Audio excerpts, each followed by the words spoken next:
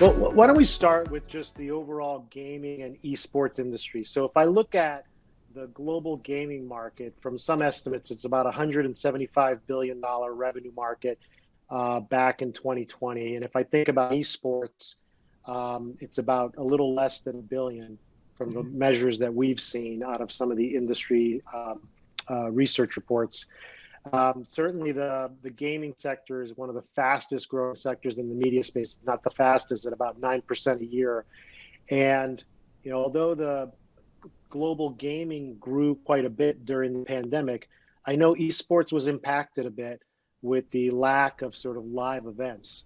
Would love to get your perspective on some of the trends you saw across the industry impacting, especially the esports sector, and maybe we should probably start off, Nicole, for people kind of describing what esports is so that they understand, what it represents and sort of what the marketplace looks like. And maybe I'll turn it to you for that. Of course. And for those that are completely unfamiliar, esports is a segment of gaming that focuses on the competitive or athletic side. The best way to analogize what we are versus other businesses is evil geniuses or any other esports team. Think of us like a university athletics department. We're one brand, we're Columbia, and we have multiple different sports teams all under that one brand. But those are distinct players in distinct games, distinct leagues. They don't have much crossover transference, except instead of football and basketball and fencing, I have Dota, Counter-Strike, and League of Legends. And unlike traditional sports, however, the beauty of esports and why it's becoming even more popular and tip of the tongue, especially in COVID times, is we're a digital product. And so having access to digital content creators and bridging less sports and more digital entertainment and even models that resemble music are what you see in the esports space. So we bridge, and we're more of a bridge of the realm between sports and entertainment, and we monetize and operate as such. And so, Vito, then to answer your question, what we saw in COVID was really interesting. Esports, as you mentioned earlier, is only a small slice of the gaming industry from a revenue perspective. And a lot of that is, I would call, the education gap. People don't understand what it is, how they engage, how brands or sponsors or investors can authentically enter the space in a way that makes sense in ways that they've seen in other spaces before. But COVID has proven two different things.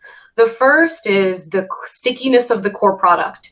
Unlike sports teams or investments into venues or live events, live spaces, we were able to really easily keep business continuity of our core competitions, our core entertainment, because we're digital, we're online already, and we're already relatively global from a fan perspective and an activation and events perspective. So the esports was able to scale and still continue in demonstrating value from a here's how we engage our consumers, our fans, whatever way you slice the pie in a pandemic world. That being said, we weren't immune to the effects of the pandemic. Many of the main revenue drivers of our space today, like traditional sports, consumer product goods, direct sponsors, entertainment and events companies, they were hit by the pandemic. And so especially earlier on last year, when brands were halting on marketing and advertising as they tried to figure out how to engage and how to grow and stay relevant in a pandemic time, spending in some of these sectors halted. So this space, while I think the fandom and understanding of what we are has grown to be much more household, the actual revenue stickiness in certain sectors of the space has been frothy, as many of the markets have been overall. And maybe, Nicole, talk a little bit about, you mentioned a few of the revenue streams, but I know that you specifically, since you joined VG, have spent some time diversifying the different revenue streams. And as you think about sort of what was impacted during the pandemic, you and I have talked about how the pandemic has created a great acceleration of trend, whether positive or negative, across the board. And maybe talk about how it's, maybe disrupted business models and how you think some of those changes are going to continue going forward for the industry.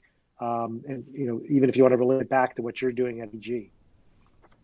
So I caveat my answer with, I am not, unlike many gaming and esports leaders you find in this space, not from a sports background and not from a gaming background. As Right. Vito mentioned, I worked in distressed asset turnaround for a PE firm. So my view of risk, managing downside potential and calculated upside risk taking is very much marked by that background. That being said, what that translated into when I came into the esports scene was very much realizing that the model that we do believe in, the sports model of direct sponsorship, league payment, and accumulation of fandom to help drive your brand affinity and thus boost those revenue streams, is definitely where esports has potential. The potential today, those streams exist, but the magnitude is not enough to support current costs of most esports teams. As you can quickly Google and see, franchise costs of some of these titles are in the millions, and sponsorships and the understanding of value from a lot of brands that invest in these spaces are still in their infancy. So what I came in, and I've been with EG for a little less than 2 years now, focusing on where we diversify and bring in analogous and supportive revenue streams that don't deprecate from our core product of the sports, but enhance and open up new ways for us to be sticky. Many other teams do things like this. Some big names focus much more heavily on the entertainment side. Some teams focus on merchandise, apparel, and more lifestyle affinity groups. We have leaned into, I think, the genius side of Evil Genius, and a lot of our programs are around bridging what I mentioned earlier, that education gap of what is this and what do you get, by doing K through 12 and collegiate programming and consulting. If you are a university or if you are a kids program, you know your kids spend all their time on the internet. How do you bridge STEM education per se and esports? We offer curriculum there, as well as in the data and technology innovation side. We use a lot of analytics around how we build and construct rosters and also make business intelligence decisions, like many businesses in this day and age, and the ability to white label or support fantasy or leagues in smaller spaces through these products has been also another sticky and good supportive backbone for us. So it's been a very heavy 2 years of what I'll call vertical integration across the industry for us, trying to take away and take incumbency in some parts that had previously been untapped. You know, I would take note that there's been an expansion of the investor base. Obviously, you came from Peak Six, which had, purchased EG, and you thought you were going to be a board member and became CEO, which was interesting, which we'll talk about in a moment. But, I see sort of a new layer of entrepreneurs out there today. If you look at sort of in the past week, we've heard LeBron James kind of investing in the Fenway Sports Group, which owns the Red Sox and some other sports activities. We've seen Serena Williams and Naomi Osaka both owning portions of Premier League soccer teams. And, last week I saw Kevin Durant invested in an esports team. Maybe talk about, like, it's interesting to see these name brand and, brands of their own looking at this as an opportunity and what that brings to you. I imagine that's exciting across the space. It's definitely exciting. I think, especially in COVID, which helped propel this awareness, I won't shy away from it. The perception of esports and gaming was very much not socially adept men in basements, especially in North America.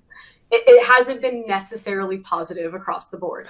But what people are starting to realize and getting in on the trend of is how Gen Z, young millennials, and I don't even know what the youngest generation is called now, Gen Alpha, engage with the world is through digital platforms, through gaming and content creation. And this is one of those platforms and vehicles for engaging with that demographic. What's even more interesting about esports and gaming in particular is that it offers not just a slice of a certain young demographic, but it's very global. You could argue, you don't have to argue, the facts show that North America is one of the smallest esports scenes in the world. If you look at APAC and even the EU in particular, much more culturally aware, much more socially ubiquitous in terms of awareness and integration.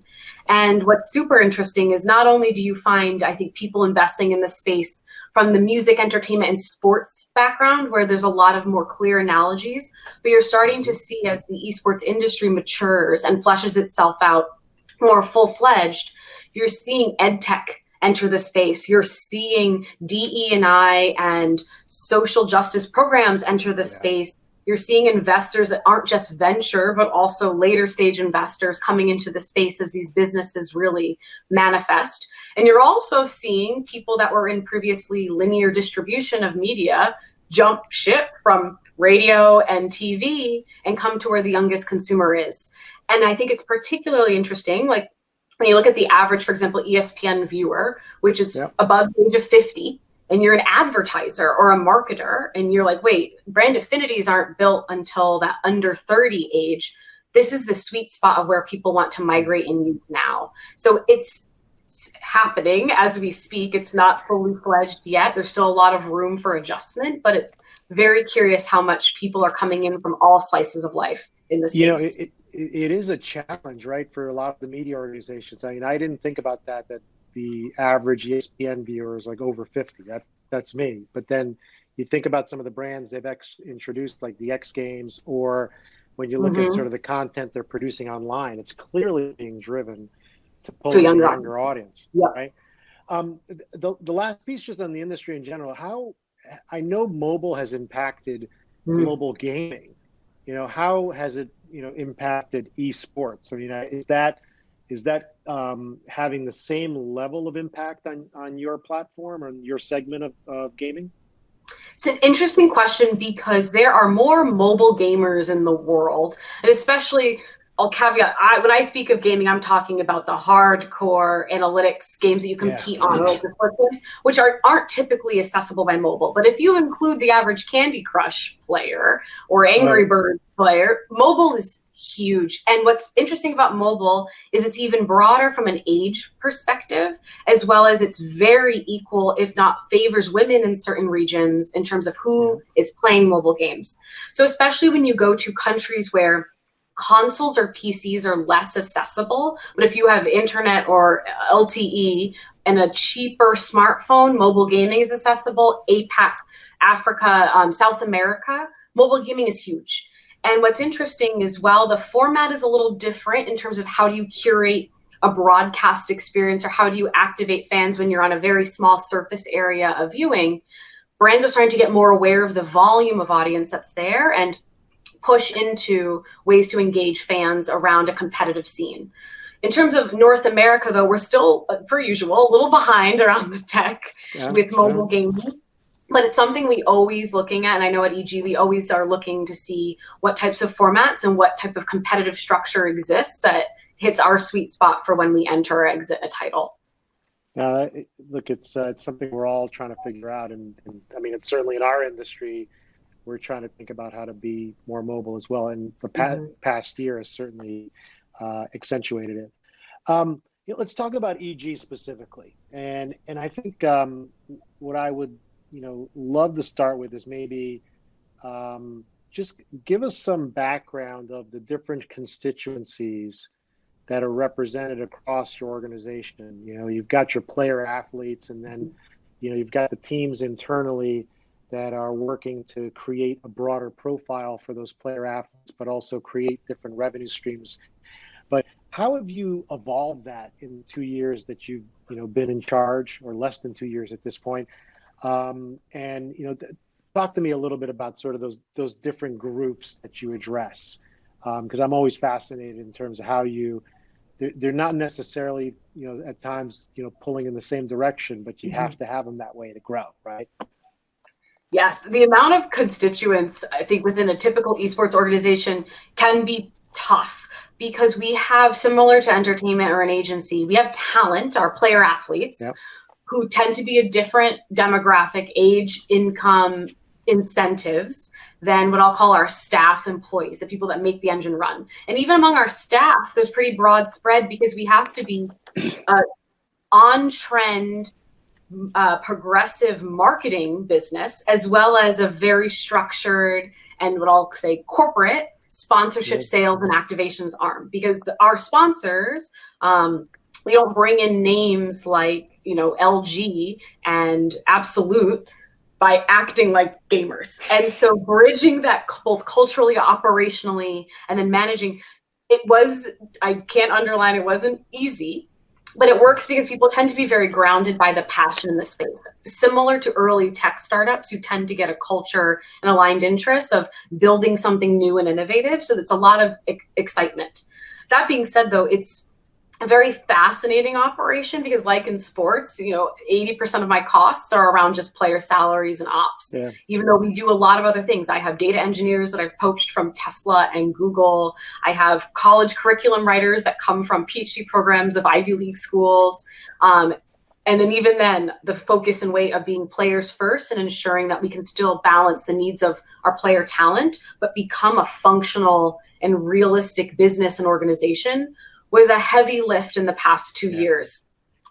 When I started, for a little anecdote, May of 2019, there were 8 of us in Redmond, Washington, kind of squatting outside of Microsoft campus. And now I'm super excited to say we just hit 120 across not just Seattle and LA, but we're also opening an EU office shortly. So quite heavy expansion in all of the things that we do, as well as who we can attract to work and compete at the table. That is amazing to hear and really great to hear in terms of the growth you've had. Maybe let's think about, there's been some wonderful press on EG and you especially on things that you've done to kind of change the culture around gaming overall. And maybe talk to us a little bit about, and I love that it ties in your data science background and how you use data to really, push a really positive diversity and inclusion initiative around how you structure some of these teams that are put together. Maybe talk to us about what you did on Valorant, because, reading about that, I have to tell you, it feels like it's the right thing to do. Not everybody does it. And I know you felt like you were taking a risk, and I'm sure you felt great when people kind of stood there and said, yeah, of course we're going to do this. And so maybe talk to us a little bit about that, because, and I'd also love to hear, are others kind of following suit, which would be the ultimate, success of it? Well, yeah. So first of all, thank you. I can't take singular credit. If I didn't have investors and team members that were aligned in this vision of, for context, gaming should be ubiquitous, especially because as a sport, we're not barred by some of the traditional sports barriers of size or gender or even accessibility. And so us working to ensure that gaming and esports has access to all through a positive lens is important. Because if you're a viewer sitting here now wondering like, well, yeah, I have daughters, like, why would I be interested in this? Or my kids, I want them to grow up to not be toxic or bullies. Why would I let them in gaming? We have failed as teams to bring in and educate and bridge that understanding of what esports and gaming can be. And so for one of the recent big ideas that I led in the space, for context, we entered a new title called Valorant. It's a first-person shooter game, historically a little bit nervous to touch from a brand perspective, a game with weapons. And we were entering this title. We had long conversations with the developer of how we wanted to enter. We were able to get data access through their API. And what we did is, instead of doing what had historically been done in esports, where you have a coach and he reaches out, or she reaches out and finds players in the space that they know or come from similar titles to compete together, we took a full empirical stance. So we mined data. It wasn't a coach decision. It was a bunch of data engineers and data scientists decisions around who are the best of the best based on our own proprietary matrix of factors and variables that drive good competitive results in teams. And what we had found through an empirical approach, despite being gaming low barrier to entry conceptually, was that we were looking at forming a mixed gender roster.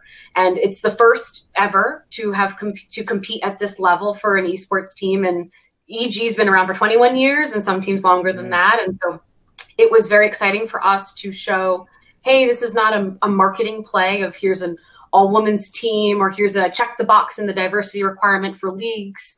This is the team that we built based on data and empirical decision-making, and then working through culturally to ensure we've created a safe and well-structured environment for a team that has inherent unique needs. And so far it's been excellent. It upholds our values of making gaming accessible for all. It has shifted the perception in the space. It caused the league to rethink how they stratified well, this is the women's league and this is the men's league. It's just a starter league that we were able to compete in. And it has set the stage and really shown a lot of our business historical programming around DE&I and community partnerships and collegiate programming also bridges to the competitive and the contents and the influencer side, because we're not just talking about it, we're putting our money where our mouth is and executing on it on our competitive. And we've been overly pleased with the results of the team. That's great. I mean, look, I think that I know you're going to find that what's good from just a social perspective ends up being great from a business perspective at the end of the day, right? And I think that, I know from experience on our side, being a leader in those topics tends to create an environment where people want to be and want to work and want to be a part of, right?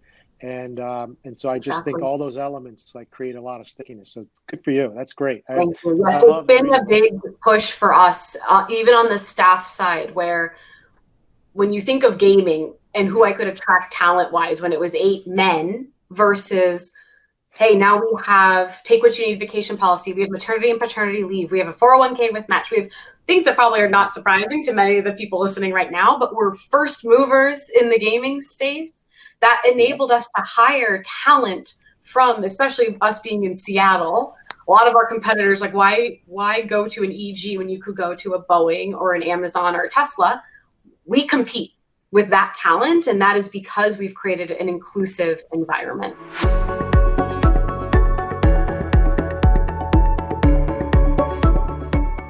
This content is based on information available at the time it was recorded and is for informational purposes only. It is not an offer to buy or sell or a solicitation, and no recommendations are implied. It is outside the scope of this communication to consider whether it is suitable for you and your financial objectives.